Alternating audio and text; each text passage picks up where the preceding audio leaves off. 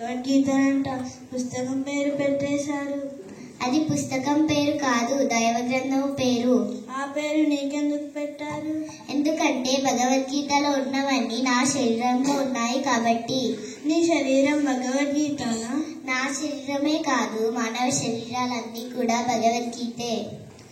అయితే పంచపాండవులు ఎవరు? పంచపాండవులు మన పంచేంద్రియాలు. అయితే కౌరవులు ఎవరు? మన కోరికలే కౌరవులు. అయితే పంచపాండవుల భార్య ద్రౌపది మాత ఎవరు? పంచేంద్రియాలతో ముడిపడి ఉన్న సత్యశీలమే ద్రౌపది మాత. అయితే కురుక్షేత్రం అంటే ఏమిటి? మన మనసే కురుక్షేత్రం.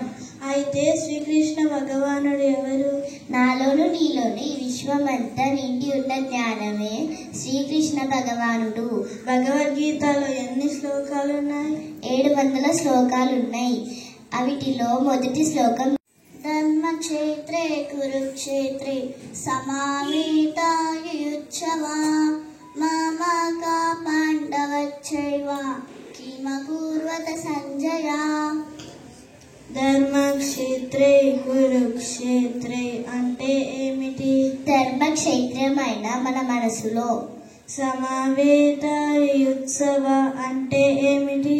యుద్ధం చెయ్యాలని ఉత్సాహంతో సమావేశం అయి ఉన్నా. మామక పాండవచ్చైవ అంటే ఏమిటి? ఈ కోరికలు పంచేంద్రియాలు కలిసి. కిమకుర్వత సంజయ అంటే ఏమిటి? ఈ భూమి మీదకు వచ్చి ఎలా ఉన్నావు, ఏం చేస్తున్నావని మొదటి శ్లోకం మనల్ని ప్రశ్నిస్తుంది. అవునా? మొదటి శ్లోకం మనల్ని ఎలా ఉన్నావు అని ప్రశ్నిస్తుందా? దీనికి నీ జవాబేమిటి? యత్ర యోగేశ్వరః కృష్ణ యత్ర పార్థో ధనుర్ధనః తత్ర శ్రీ విజయో భూతి ధ్రువాని తిర్మతిర్మమ. యత్ర యోగేశ్వరః కృష్ణ అంటే ఏమిటి? ఎక్కడైతే జ్ఞానం నిండి ఉంటుందో. యత్ర పార్థో ధనుర్ధరః అంటే ఏమిటి? ఆ జ్ఞానం మీద గురిపెట్టి ఉన్న శిష్యుడుంటాడు.